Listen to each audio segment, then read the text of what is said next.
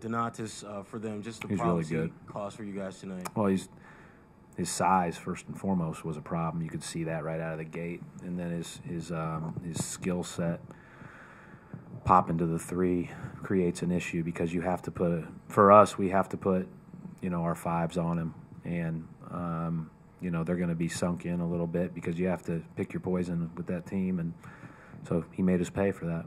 He's really good. Celtics cannot pull off the comeback. They fall to the Dwight Howard-less Houston Rockets. This is the Garden Report on CLNS Radio and Celtics blog, powered by lynda.com.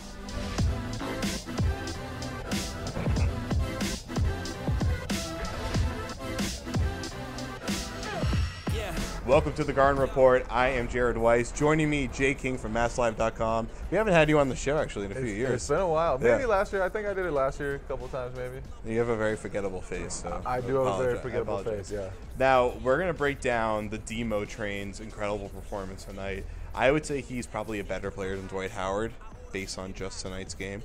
But that's just my opinion. And we'll talk about the defense, which was terrible, and then great, and then terrible again. So first, let's talk about Demo. First quarter, he was actually tied with the Celtics 9-9 at one point there to start off the game. He was kind of the Hassan Whiteside of scoring to start this one off. And what'd you see out of Montejunas to start? I mean, 9 points in the first 4 minutes. He stretched the Celtics out. He got by Bass off the dribble.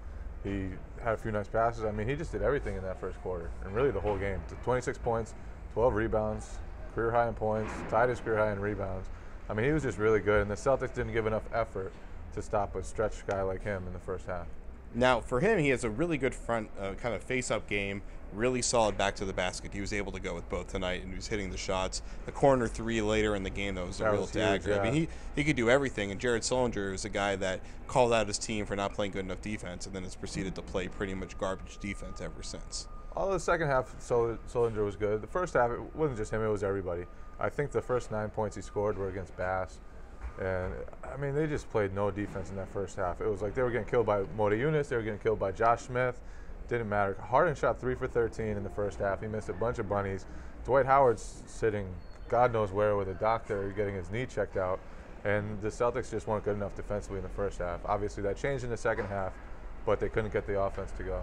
I know Brandon said it took kind of a halftime speech to really get them going, but why are they coming out flat so much? I mean, why can't they get ready for the game when the game starts? Well, I think part of it is I'm not sure the starting lineup works.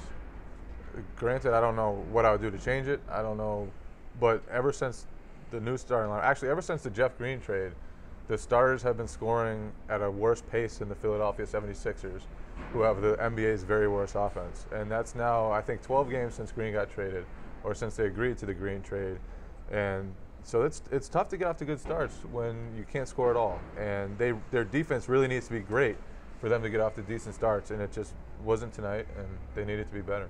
Well, the thing is, we're talking about offense here. Evan Turner is the guy that's really running the ball most of the time, and that means, like Evan Turner is, it's going to be very inconsistent. It's going to be out of control a lot of the time, and their half-court offense isn't. They're still trying to figure it out. It seems every single play what they're trying to do. It seems like almost every set they run, there's some sort of hiccup or confusion, or just someone can't get around. I mean, the offense is setting the screens, but it seems like the offensive players can't even get around the screens right now.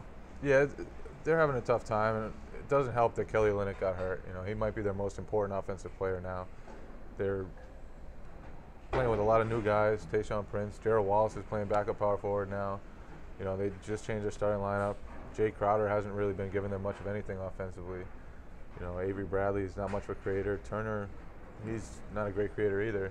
They don't really have a lot of ball handling penetration in their starting lineup, or really anywhere on their team.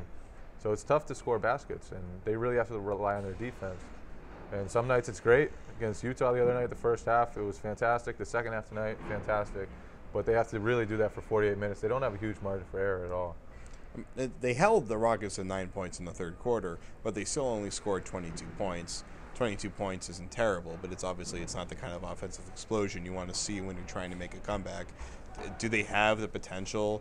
I mean, based on what you saw tonight, based on what we've been seeing since you've been with them on the road, do they have the potential to use the guys they have right now to make some sort of offensive kind of firepower explosion when they're trying to make comebacks? Yeah, you know who they need more from is Sullinger.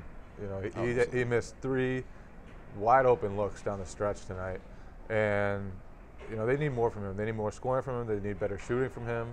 They need him to be a threat every night, and he hasn't done that as consistently as they'd like him to, I think. And especially with Olynyk out, you know, with their offense struggling right now, he needs to do more.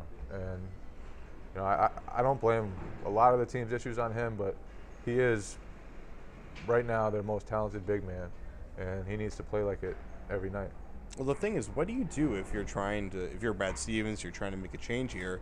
Sullinger is, I mean, it's not like he's not taking the shots that you'd usually take. He's taking the threes. He's posting up with his back to the basket, trying to get jump ups to the lane. It's just he doesn't look physically like he's able to get those shots off, and he's not hitting them, obviously. So, I mean, what do you want to do to try to fix that problem? And you're the coach of the Celtics now. Congratulations. Well, one thing I do want to see Sullinger develop, I don't know if he can do it this year, is get to the line more often. He hardly ever gets to the line. For a big guy, powerful guy, he's got to start going toward people more. And I think he started to fade away because he got his shot blocked a little bit. But he hasn't drawn fouls at all. He needs to do that more often. You know, I wouldn't take him out of the starting lineup. I don't think they really could. I mean, you could go with Zeller, I guess, but that won't change a lot. So You're too strapped offensively if you do that. Yeah, they just really need him to start shooting better and scoring more efficiently and really giving them more offensively. It's a funny point you made, though, is that he was getting his shot blocked, so the natural reaction would be to try to get away from the shot blocker. But with his power and his touch and his body control, it makes more sense for him to dig into that defender and get those fouls instead of getting blocked. If he's going to block you, at least make sure he gets the rest of you and actually draws the foul. Yeah, I think part of it, too, is that he's not in great shape. He can't get the separation from the defender.